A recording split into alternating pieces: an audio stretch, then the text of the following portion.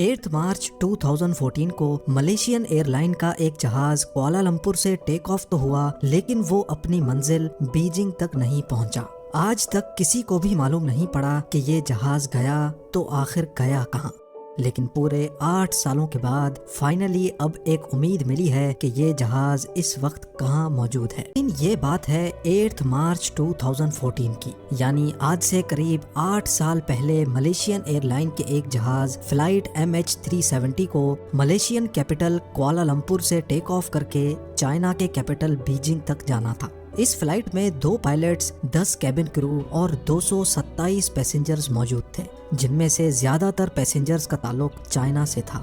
दोनों पायलट्स इंतहाई एक्सपीरियंस थे, जिनमें से 53 साल के कैप्टन ज़ाहरी अहमद शाह को 33 साल का फ्लाइट एक्सपीरियंस था, जबकि 27 साल के को पायलट फारिक अब्दुल हमीद एक जूनियर पायलट थे, जिनको 7 साल का फ्लाइट एक्सपीरियंस था। अगर इस प्लेन की बात की जाए तो 11 साल पुराना ये बोइंग 777 जहाज था, जिसमें ना ही किसी किस्म की कोई प्रॉब्लम थी और ना ही पास्ट में ये जहाज किसी मैकेनिकल या इलेक्ट्रिकल हादसे का शिकार हुआ था।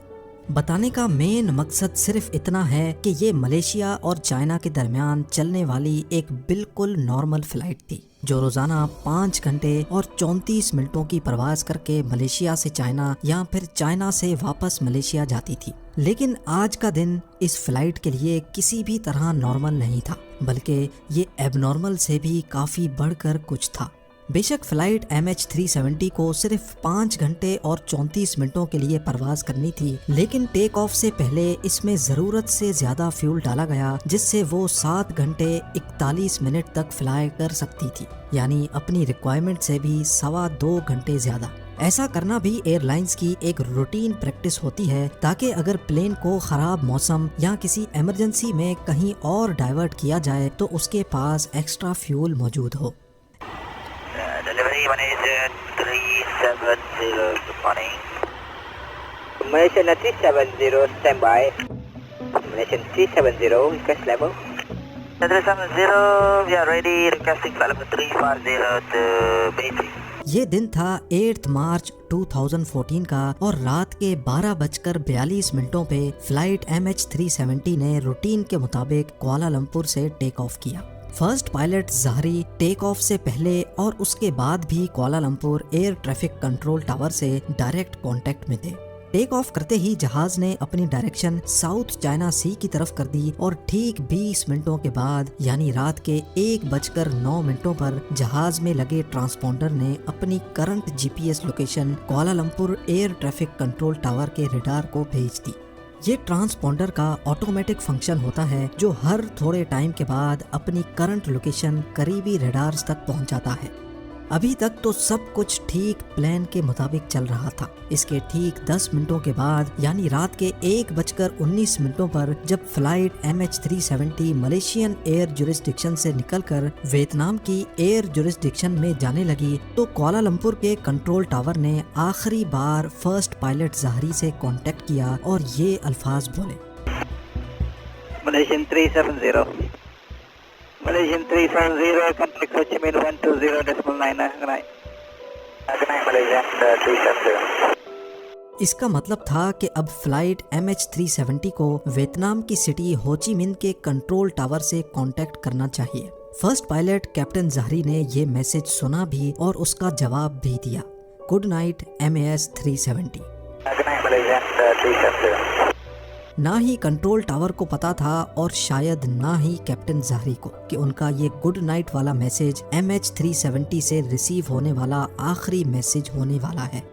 ये वो वक्त था जब फ्लाइट को टेक ऑफ किए अब पूरे 37 मिनट्स गुजर चुके थे।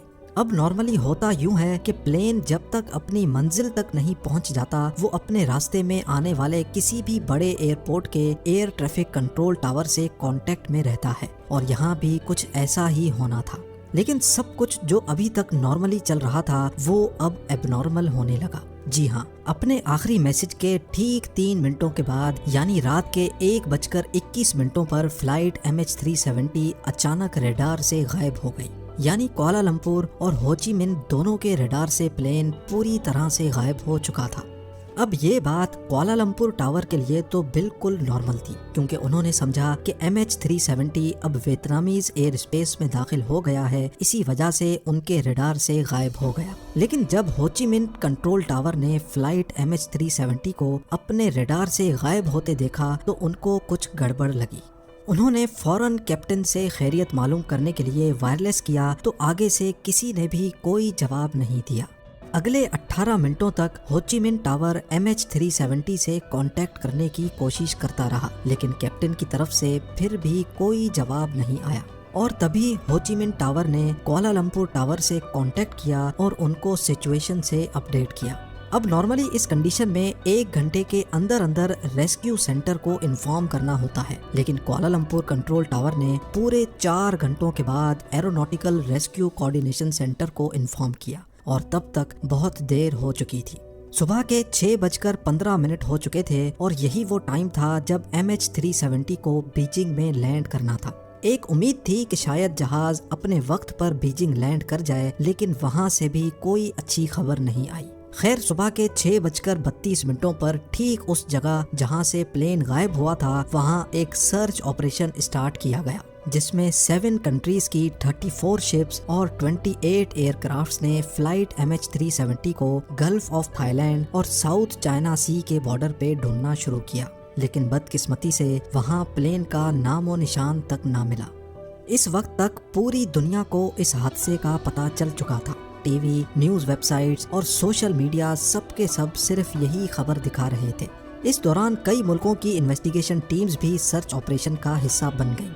پلین کا اچانک تمام ریڈار سے غائب ہو جانا واقعی کسی کو بھی ہضم نہیں ہو رہا تھا، اور اگر وہ اس ایریا پر سمندر میں کریش بھی ہوتا تو اتنا بڑا جہاز ہے، کوئی نہ کوئی چیز تو پانی پر تیرتی ہوئی ضرور نظر آنی چاہیے تھی۔ اگلے پورے 4 دنوں تک یہ سرچ آپریشن چلتا رہا، پر کہیں سے بھی کوئی اچھی خبر نہ مل سکی۔ لیکن پھر چوتھے دن ایک خبر آئی جس نے تمام ریسکیو آپریشن ٹیم کو ہلا کر رکھ دیا۔ 8 مارچ کو 1:21 پر فلائٹ MH370 جب ریڈار سے غائب ہوئی تھی تو وہ سویلین ریڈار سے غائب ہوئی تھی، لیکن ملیشین ملٹری کے ایک ریڈار پہ وہ اگلے 1 گھنٹے تک شو ہوتی رہی، اور اس کے بعد جو کچھ ہوا وہ کچھ یوں تھا۔ سویلین ریڈار سے غائب ہونے کے بعد جہاز نے چند منٹوں کے لیے رائٹ پہ جانا شروع کیا، اور پھر یو ٹرن کر کے واپس ملیشیا کی طرف ٹرن کیا۔ پورے 31 منٹوں کے بعد جہاز نے ملیشیا کے شہر پینینگ کو کراس کیا اور پھر ملاکا اسٹریٹ کی طرف ٹرن کر گیا۔ آخری بار جہاں تک ملٹری ریڈار کی رینج تھی، فلائٹ MH370 کو انڈین اوشن کے اس پوائنٹ تک ڈیٹیکٹ کیا گیا، اور اس وقت رات کے 2:22 ہو رہے تھے۔ اب اس کے بعد MH370 نہ ہی ملٹری ریڈار پہ شو ہوا اور نہ ہی کسی سویلین ریڈار پہ۔ پوری ریسکیو ٹیم اور اس پلین سے جڑا ہر شخص صرف یہی گتھی سلجھانے میں لگے تھے کہ پلین گیا تو آخر گیا کہاں۔ اس سے بھی بڑھ کر جو چیز تنگ کر رہی تھی وہ یہ تھی کہ پلین نے بیجنگ کی بالکل اپوزٹ ڈائریکشن میں شارپ یو ٹرن کیوں کر لیا۔ جو ریسکیو ٹیم پہلے گلف آف تھائی لینڈ اور ساؤتھ چائنا سی میں پلین کو ڈھونڈ رہی تھی، وہ اب انڈین اوشن کے اس حصے میں ڈھونڈنا شروع ہو گئی، لیکن حیرت انگیز طور پہ یہاں پر بھی پلین کا کوئی اتا پتہ نہ ملا۔ اگلے کچھ دنوں بعد ایک اور خبر ملی، اور اس نے ایک بار پھر سے پوری سچویشن ہی چینج کر دی۔ پتہ یہ چلا کہ پلین ملٹری ریڈار سے تو 2:22 پر غائب ہوا، لیکن ایک سیٹلائٹ ایسی تھی جس سے وہ لگاتار کانٹیکٹ میں تھا۔ آپ کو یہاں پر اپڈیٹ کرتے چلیں کہ یہ بوئنگ ایئر پلینز کے لیے ایک نارمل بات ہوتی ہے کہ جب ان کا اپنا کمیونیکیشن سسٹم کسی وجہ سے خراب ہو جاتا ہے تو وہ سیٹلائٹ سے کانٹیکٹ کرنے کی کوشش کرتا ہے۔ پلین نے آٹومیٹیکلی ٹھیک ہر 1 گھنٹے کے بعد 35,000 کلومیٹر دور انمار سیٹ نامی سیٹلائٹ سے کانٹیکٹ کرنے کی کوشش کی۔ اس سیٹلائٹ پر سیوڈ ڈیٹا کی مدد سے ایکسپرٹس نے ایک کمپلیکس کیلکولیشن پرفارم کی تو آخرکار فلائٹ MH370 کے اگلے موو کا بھی پتہ چل گیا۔ پتہ یہ چلا کہ ملٹری ریڈار سے بھی غائب ہونے کے بعد ملیشین ایئر کرافٹ نے دوبارہ ایک ٹرن لیا اور اگلے 5 گھنٹوں تک اسی ڈائریکشن میں انڈین اوشن کے اوپر فلائی کرتا رہا۔ صبح کو 8:19 پر پلین نے آخری بار سیٹلائٹ سے کنیکشن بنانے کی کوشش کی، اور یہ MH370 کی طرف سے ملنے والا سب سے آخری سگنل تھا۔ اس کے بعد نہ ہی پلین نے کسی اور سیٹلائٹ سے کانٹیکٹ کیا اور نہ ہی وہ کسی اور ریڈار پہ شو ہوا۔ یعنی جس وقت ریسکیو ٹیم پہلی بار جہاز کو ڈھونڈ رہی تھی، اصل میں اس وقت جہاز فلائی کر رہا تھا، لیکن اس کی لوکیشن وہاں سے بہت دور تھی۔ ایکسپرٹس اور انویسٹیگیشن ٹیم کا ماننا ہے کہ آسٹریلیا سے 2000 کلومیٹر ویسٹ میں انڈین اوشن کے ٹھیک اس کروڈ اسپاٹ پہ آ کر جہاز کا سیٹلائٹ سے کنیکشن ٹوٹا۔ یعنی کوالالمپور سے ٹیک آف کرنے کے بعد اس کروڈ اسپاٹ تک پہنچنے میں جہاز کو پورے 8 گھنٹے لگے، اور جہاز میں ٹوٹل فیول بھی صرف اتنا ہی تھا۔ تو اس بات کے کافی زیادہ چانسز ہیں کہ MH370 اسی کروڈ اسپاٹ میں ہی کہیں فیول ختم ہونے کی وجہ سے کریش ہو گیا۔ انڈین اوشن کا یہ ہائی لائٹڈ کروڈ حصہ پورے انڈیا سے بھی بہت بڑا ہے، اور یہاں پر اسٹارٹ کیا گیا ایک deep sea search operation. MH370 کو ڈھونڈنا بہت ضروری تھا، کیونکہ جب تک پلین اور اس کا بلیک باکس نہیں ملے گا تب تک یہ پتہ نہیں چلے گا کہ کریش سے پہلے پلین کے اندر کیا کچھ ہو رہا تھا۔ کئی مہینوں نہیں بلکہ کئی سالوں تک یہاں پلین کو تلاش کرنے کا عمل چلتا رہا، لیکن یہاں پر بھی پلین کا کوئی سراغ نہیں ملا۔ 3 سالوں کے بعد ڈیپ سی آپریشن کو آخر کار ختم کر دیا گیا، جس میں $160 ملین سے بھی زیادہ خرچہ ہو چکا تھا۔ سرچ آپریشن کے دوران پلین کا تو کوئی اتا پتہ نہیں ملا، لیکن 2015 میں یعنی پلین کے غائب ہونے کے 1 سال بعد پلین کا رائٹ فلیپرون تیرتا ہوا آئی لینڈ آف ری یونین کے ساحل پہ جا پہنچا۔ یہ پلین کا وہ حصہ ہوتا ہے جو لینڈنگ کے وقت کام آتا ہے۔ ملنے والے اس فلیپرون پر جب تحقیق ہوئی تو ایک اور خوفناک حقیقت سے پردہ اٹھا۔ ایکسپرٹس کا ماننا ہے کہ جس وقت MH370 پانی میں کریش ہوا اس وقت یہ فلیپرون ایکسٹینڈڈ نہیں تھا، اور افسوسناک طور پہ اس کا مطلب یہ ہے کہ پانی پہ کریش ہوتے وقت جہاز اپنی نوز کے بل سمندر میں جا گرا۔ اگلے کئی سالوں کے دوران پلین کے کئی اور حصے بھی افریقہ کے ساحل سے ملے، لیکن آج تک پلین یا اس میں بیٹھے پیسنجرز کا کوئی سراغ نہ مل سکا۔ ملیشین فلائٹ MH370 کے اندر غائب ہونے سے پہلے کیا کچھ ہوا یہ آج تک کسی کو بھی معلوم نہیں ہے۔ کچھ انویسٹیگیٹرز کا شک ہے کہ پلین ہائی جیک ہوا تھا، تو کچھ اس بات پر یقین رکھتے ہیں کہ کسی الیکٹریکل فیلئر کی وجہ سے پلین کا باہر کی دنیا سے کانٹیکٹ ٹوٹ گیا، اور آکسیجن کی کمی کی وجہ سے پلین کے اندر تمام لوگ بے ہوش ہو گئے تھے۔ خیر اصل ریزن کیا ہے یہ تو پلین کے بلیک باکس میں محفوظ ریکارڈنگ سے ہی پتہ چل سکتا ہے، جو پلین کے ساتھ ہی انڈین اوشن میں کہیں غائب ہے۔